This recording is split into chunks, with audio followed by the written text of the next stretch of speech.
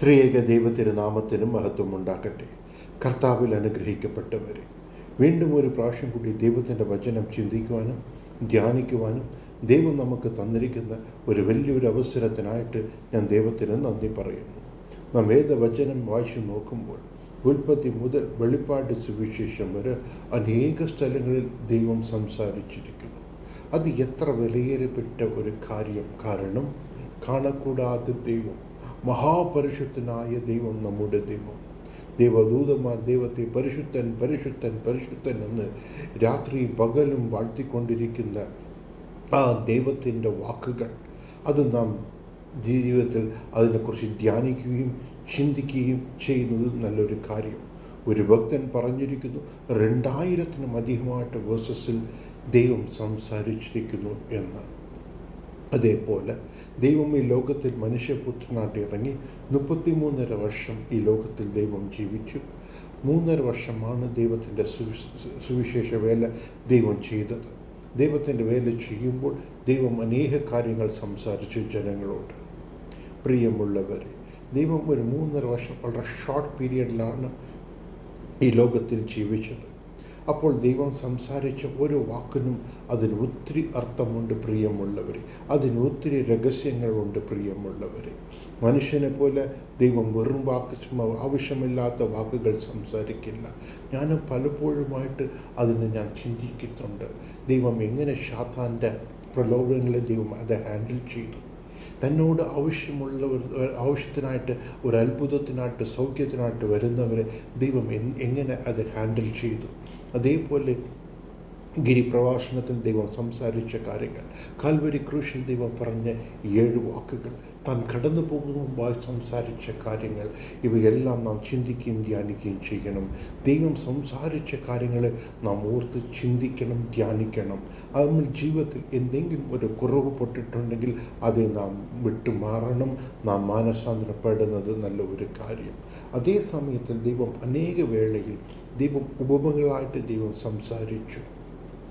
ദൈവത്തെ ശിഷ്യന്മാർ തന്നെ ചോദിക്കുന്നുണ്ടായിരുന്നു, ദൈവം എന്തുകൊണ്ടാണ് ഉപമകളോട് സംസാരിക്കുന്നത് എന്ന്. മത്തായി സുവിശേഷം 13-ാം അധ്യായം 10 മുതൽ 17 വചനം വായിച്ചു നോക്കുമ്പോൾ നമുക്ക് മനസ്സിലാക്കുവാൻ സാധിക്കും. അപ്പോൾ ദൈവം പറഞ്ഞിരിക്കുന്നു, സ്വർഗരാജ്യത്തിലുള്ള കാര്യങ്ങൾ നിങ്ങൾക്ക് അരുളപ്പെട്ടിരിക്കുന്നത് പോലെ ഇവർക്ക് അരുളപ്പെട്ടിട്ടില്ല. അവർ കേട്ടും കേടാതെ പോലെ ഇരിക്കുന്നു, കണ്ടും കാണാതെ പോലെ ഇരിക്കുന്നു, അത് ഗ്രഹിക്കാതിരിക്കുന്ന പടിയാൽ ഉപമകളോടെ ദൈവം സംസാരിക്കുന്നു എന്ന് ദൈവത്തിൻ്റെ വചനം അവിടെ പറയുന്നു. പ്രിയമുള്ളവരെ, ദൈവം ഉപമകൾ മൂലമായിട്ട് ദൈവം സംസാരിച്ചു. ഒരു ഭക്തൻ പറയുന്നു, ദൈവം 30-ൽ അധികമായിട്ട് ഉപമകൾ ദൈവം സംസാരിച്ചതായിട്ട്. അങ്ങനെ ദൈവം പറഞ്ഞ ഒരു ഉപമയെ കുറിച്ചത്രേ ഷോർട്ടായിട്ട് നാം ചിന്തിച്ച് ഞാൻ ഇന്ന് നിങ്ങൾക്ക് വേണ്ടി പ്രാർത്ഥിക്കുവാൻ വേണ്ടി ആഗ്രഹിക്കുന്നു. മത്തായി സുവിശേഷം 25-ാം അധ്യായം അതിൻ്റെ 14 മുതൽ 30 വചനങ്ങൾ നാം വായിച്ചു നോക്കുമ്പോൾ അവിടെ ദൈവം ഒരു ഉപമ പറയുന്നു. ഒരുവൻ തൻ്റെ വേലക്കാർക്ക് ഒരു പ്രയാണപ്പെടുന്ന മുമ്പതായിട്ട് 3 പേരെ വിളിച്ച്, ഒരുവൻ്റെ കയ്യിൽ 5 താലന്തും, ഒരുവൻ്റെ കയ്യിൽ 2 താലന്തും, ഒരുവൻ്റെ കയ്യിൽ 1 താലന്തും ദൈവം കൊടുത്തതായിട്ട് ദൈവത്തിൻ്റെ വചനം പറയുന്നു.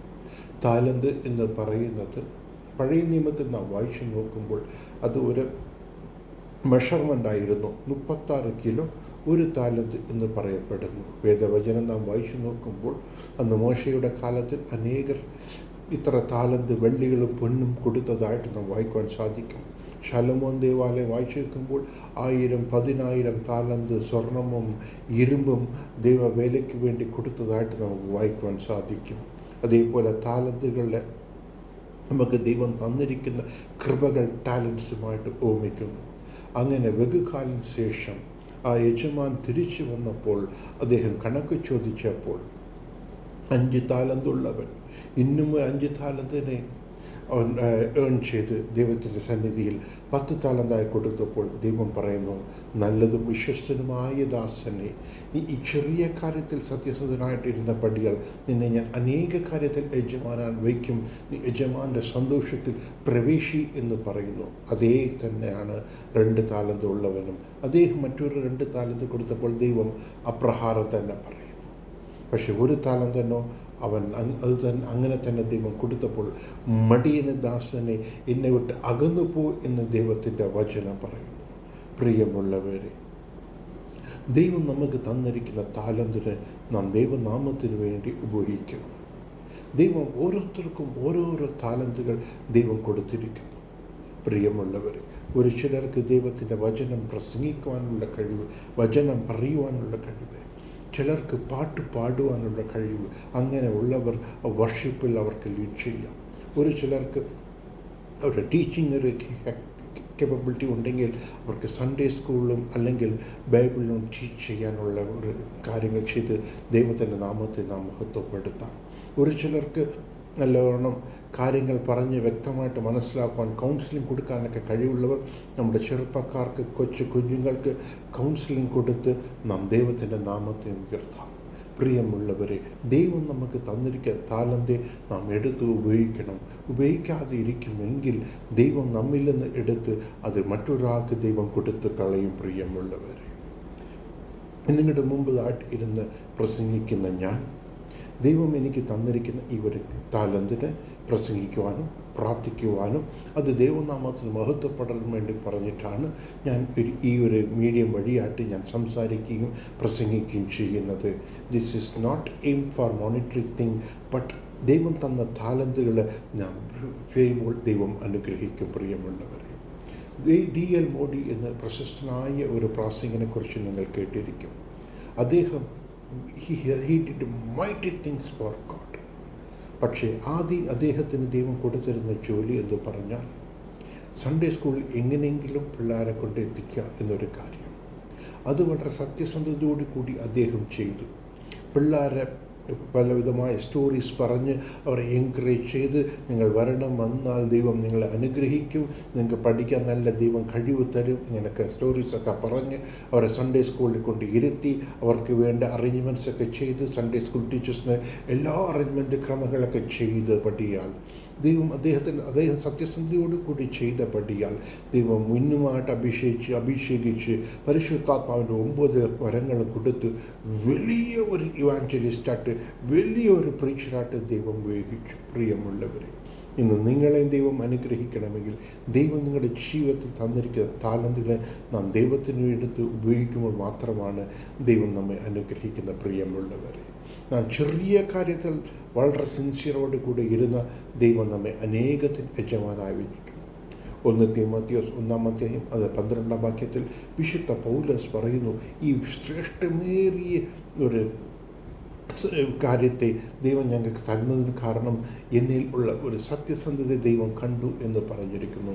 നമുക്കുള്ളൊരു സത്യസന്ധതയോടു കൂടി സിൻസിയറായിട്ട് നാം ചെയ്യണം. അപ്പോൾ ദൈവം നമ്മെ അനുഗ്രഹിക്കും. എന്നാൽ കഴിവുള്ളപ്പോൾ എനിക്ക് സമയം കിട്ടുമ്പോഴേ ചെയ്യത്തുള്ളൂ, എന്നെക്കൊണ്ട് പറ്റുമ്പോഴേ ചെയ്യത്തുള്ളൂ, അങ്ങനെ പറയരുത്. പ്രിയമുള്ളവരെ, അങ്ങനെ പറഞ്ഞാൽ ദൈവം നമ്മിൽ നിന്ന് അതെടുത്ത് മറ്റൊരാൾക്ക് കൊടുക്കും. ഈ ഇടയ്ക്ക് ഞാൻ ഒരു സംഭവം കേട്ടപ്പോൾ എനിക്ക് ഏറെ വേദനയായിരുന്നു. ഒരു ചർച്ചിൽ യങ്സ്റ്റേഴ്സ് വന്നിട്ട് എങ്ങനെയെങ്കിലും ഒരു കൺവെൻഷൻ നടത്തണമെന്ന് അവർക്കൊരാഗ്രഹം തോന്നി.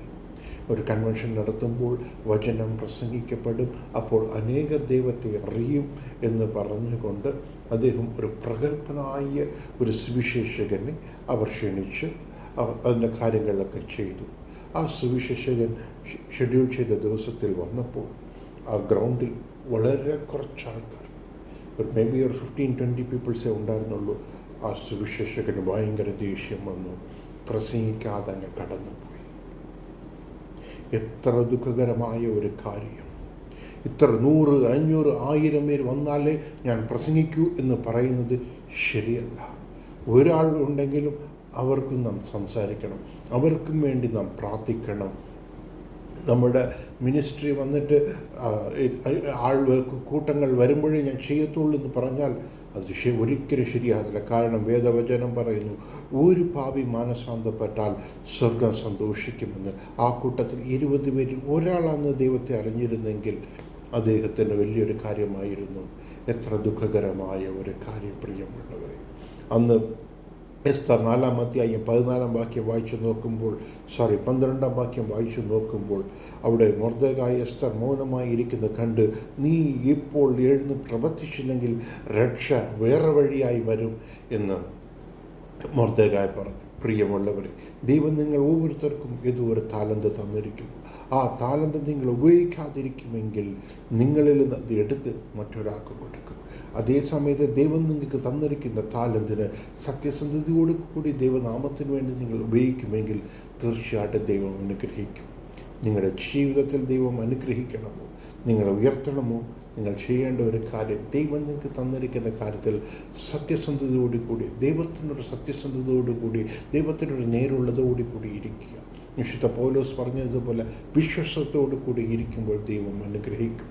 ഒരുപക്ഷെ നമുക്കത് ഒരു ചെറിയ താലന്തായിരിക്കാം, അതിൽ നാം സത്യസന്ധതയോടു കൂടി ഇരിക്കുമ്പോൾ ദൈവം ഇന്നും അധികമായിട്ട് ദൈവം തരും.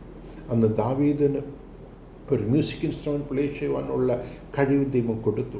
അദ്ദേഹം വായിക്കുമ്പോൾ ഷൗലിൻ്റെ മേൽ ഇരുന്ന് അശുദ്ധാത്മാവ് മാറിയത് നാം വേദവചനത്തിൽ വായിക്കാം. നിങ്ങൾക്കൊരു പാട്ടുവാൻ കഴിയുമെങ്കിൽ ഒരു വർഷിപ്പ് ടീം ഒരുപക്ഷെ നിങ്ങൾ ലീഡ് ചെയ്യാം, അല്ലെങ്കിൽ ഒരു ക്വയർ ടീമിൻ്റെ പാർട്ടായിരിക്കാം. നിങ്ങൾ പ്രാർത്ഥിച്ച് നിങ്ങൾ പാട്ട് പാടുമ്പോൾ അവിടെ ദൈവത്തിൻ്റെ പ്രവൃത്തി വെളിപ്പെടും. നിങ്ങൾ മൂലമായിട്ട് ദൈവത്തിൻ്റെ നാമം ഉയർത്തപ്പെടും. പ്രിയമുള്ളവരെ, ദൈവം നമുക്ക് തന്നിരിക്കുന്ന താലന്തിനെ നാം ഉപയോഗിക്കണം, ഭയപ്പെടുത്തണം.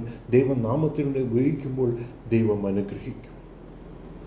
വെളിപ്പാട് സുവിശേഷം 16-ാം അധ്യായം 21-ാം വചനം പറയുന്നു, ഒരു വലിയൊരു കല്ല് അന്ന് 7-ാം ദൂതൻ കഴിഞ്ഞു വരുമ്പോൾ ഒരു ദൂതൻ അവിടെ വലിയൊരു കല്ല് ഇറങ്ങി വരുന്നു. അവർ മനുഷ്യരുടെ മേൽ വീഴുന്നു. അതിലിരുന്ന് നാം രക്ഷപ്പെടണമെങ്കിൽ ദൈവം തന്നിരിക്കുന്ന താലന്തിനെ നാം ദൈവനാമ മഹത്വത്തിന് വേണ്ടി ഉപയോഗിക്കണം. പ്രിയമുള്ളവരെ, ഇന്ന് നമ്മുടെ ജീവിതത്തിൽ സ്വയ പരിശോധന ചെയ്തു നോക്കാം.